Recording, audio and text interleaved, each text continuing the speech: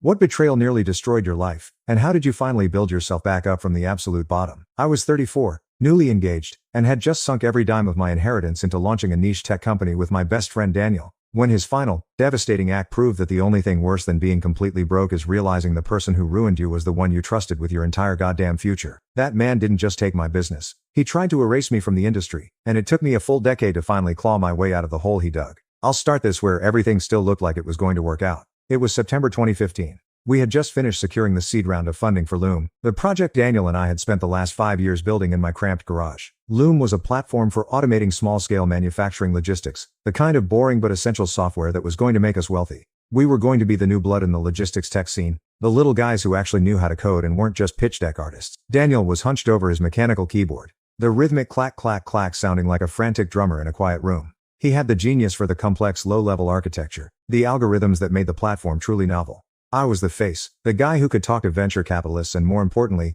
the end users, the grizzled chain-smoking factory managers who needed a system that actually worked, not another buggy prototype. We were a perfect symbiotic unit. My fiancée, Clara, came in a little after 10 a.m., with breakfast tacos, balancing the greasy paper bag on top of her leather portfolio. She was an attorney, specializing in intellectual property, which made her our unofficial legal counsel and the only reason we hadn't signed away our equity to some ambulance-chasing investment firm yet. She kissed me, then gave Daniel a professional nod. "Did the final wire transfer hit the account?" she asked, setting the tacos down. "Just got the confirmation email 20 minutes ago," I said, pulling up the bank statement on the 4K monitor. The 7-figure balance was a validation of everything. The sleepless nights, the mountains of ramen containers, the fights with my dad who told me to get a real job. We're officially funded. We're officially a company, not a hobby. Daniel finally swiveled his chair around, a rare genuine smile splitting his face. "We did it, man. 5 years. We actually did it." I had leveraged my entire inheritance, nearly $250,000, to get the initial prototype done and keep us afloat for that first year. That money was mine, the only thing my grandmother left me, and I had trusted Daniel with half of the managing membership shares in the LLC as an equal partner. We were both on the operating agreement, 50-50, signed and notarized by Clara's firm. I had insisted on the 50-50 split, even though my capital contribution was higher. That's what best friends do. That's what partners do.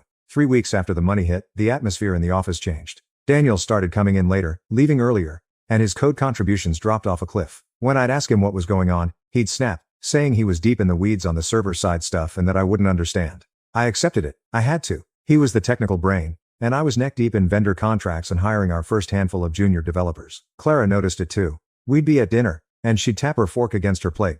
"I'm reviewing the corporate ledger for the payroll draft, Elias. Daniel put through a large expense for a server farm rental. Did you authorize that?" "Yeah, we're scaling up the beta. He said we needed more robust cloud capacity." "Why?" She looked worried, pushing her hair back from her face. "It's a different provider than the one we budgeted for. It's also significantly more expensive, and he set the payment to auto-draft from the operational account.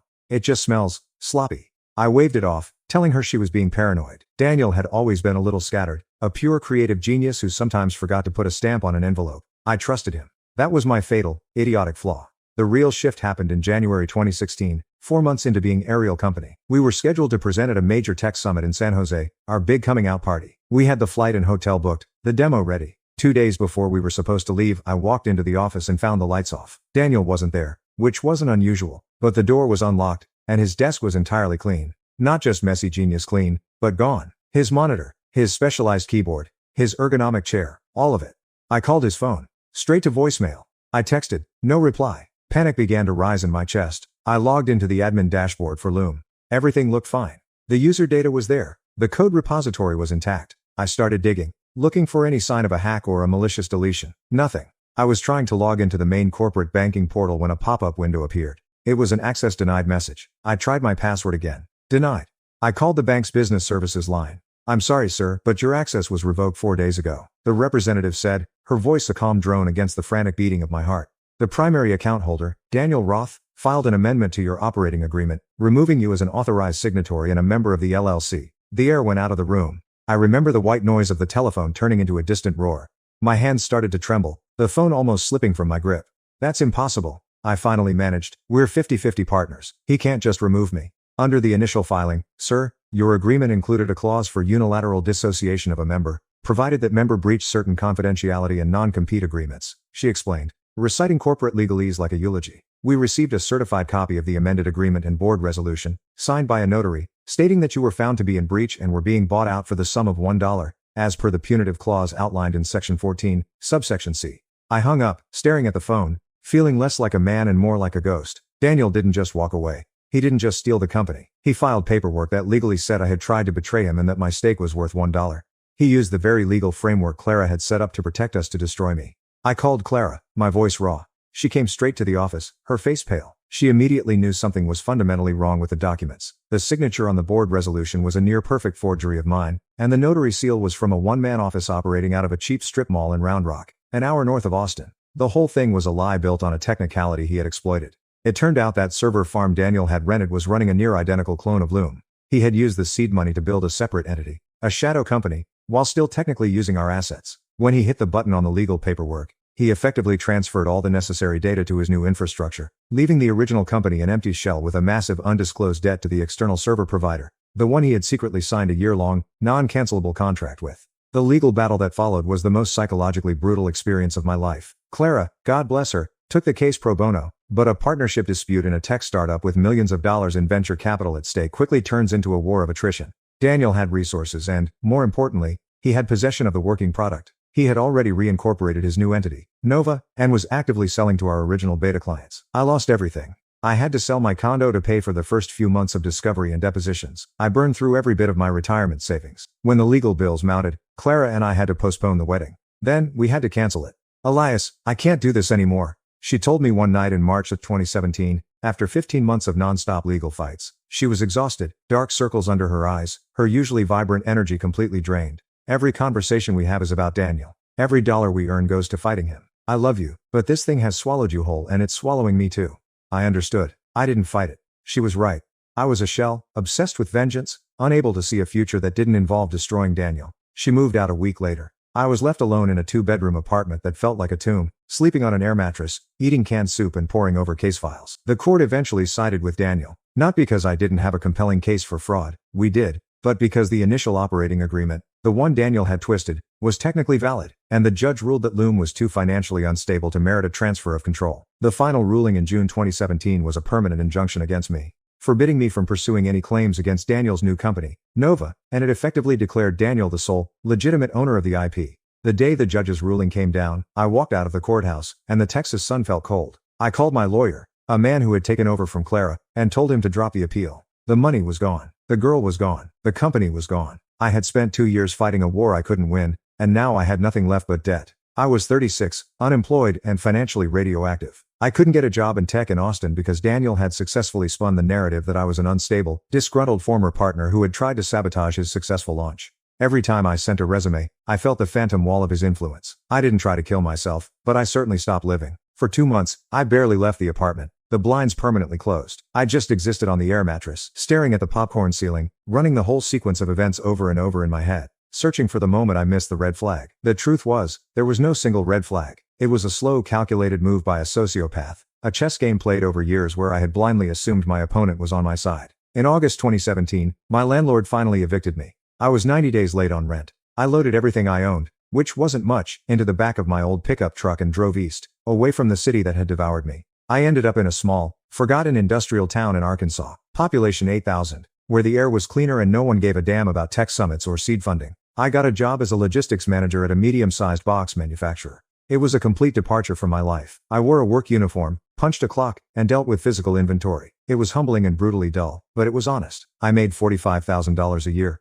I rented a tiny studio apartment above a liquor store. I paid cash for groceries and never once used a credit card. The first 3 years were pure grinding, paying off the lingering legal debts and slowly rebuilding a credit score that looked like a wasteland. Every dollar was a tool, a brick for the new foundation. But the industry was still in my blood. Every shipment I logged, every optimized route I created for the box company, was a small reminder of what I had built and what Daniel had stolen. I started coding again on my ancient laptop in the quiet hours after midnight. Not a massive platform this time, but small, hyper-specific utility apps. Little programs to predict container fill weights, a tool to manage just-in-time material delivery, things no venture capitalist would ever touch, but which were gold to a manager on a factory floor. I used the pseudonym Elias Vance, just my middle name, and built an anonymous online profile. I started selling these small utilities on a subscription basis to small, independent manufacturing firms. No contracts, no partners, no venture capital, just a direct service. The business model was slow, agonizingly slow. In the first year, I made a profit of $800. The next, $5,000. 5 years passed. It was 2022.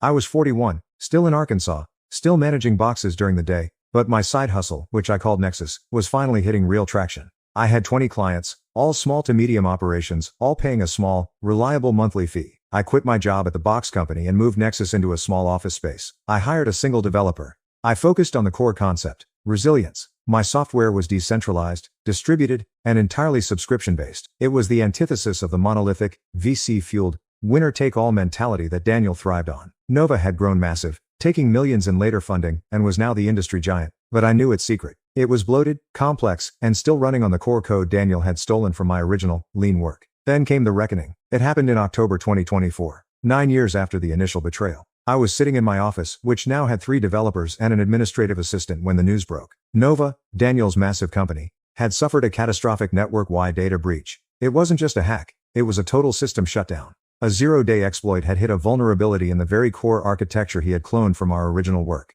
Because Nova was so centralized and proprietary, when the central server went down, it took every single one of their clients offline. Supply chains froze. Factories went dark. The entire logistics industry was in chaos. Daniel, the face of the now failing Goliath, was everywhere on the news, pale and stuttering. My phone started ringing. It was all of Nova's terrified, stranded clients. They were large enterprises, giants of the manufacturing world, and they were bleeding millions of dollars an hour. They needed a working system now. My Nexus system was small, but it was modular, resilient, and most importantly, it worked. It wasn't a clone of Loom. It was what Loom should have been if it had been built with integrity and a focus on decentralization. I didn't have the capacity for all of them, but I took on the clients I could handle. I worked non-stop for 72 hours, bringing 2 of the largest manufacturing consortiums in the Midwest back online with a custom integration of my utility suite. I charged them an emergency, 6-figure onboarding fee. They paid without blinking. 3 days later, I got a registered letter. It was from a New York law firm, not Clara's old firm, a new one that reeked of expensive desperation. Daniel was trying to sue me.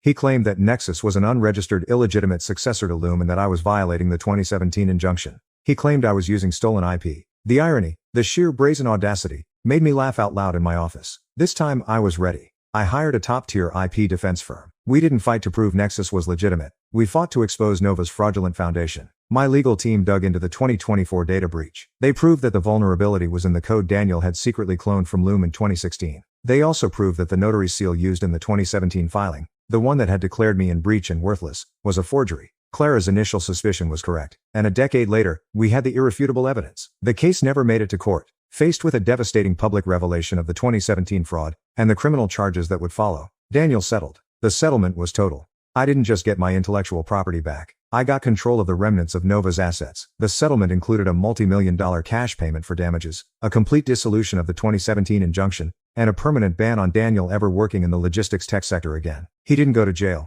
which was a disappointment, but he was ruined, financially and professionally, completely and utterly. I didn't try to merge Nexus with the wreckage of Nova. Nova was toxic, a monument to greed. I used the settlement money to aggressively expand Nexus, keeping its core value of resilience and honesty intact. It's now 2025. I'm 44. Nexus isn't the biggest logistics company, but it is the most trusted. We have a boutique clientele who value stability over flash. I own a quiet house with a porch and a yard, and I still talk to Clara. We're not together. Too much bad history and different paths, but she's a partner at her firm now, and we catch up occasionally. She told me she was proud of me. That was all the validation I needed. The scar from Daniel's betrayal is still there, a thin white line across my history, but it doesn't hurt anymore. He gave me a PhD in cruelty and forced me to abandon the ego of being a startup founder. He forced me to learn resilience and build something truly valuable, one slow, honest step at a time, instead of chasing the quick, fraudulent high of easy money. He meant to destroy my life, but all he did was force the star to be born. What's a betrayal you're still not over?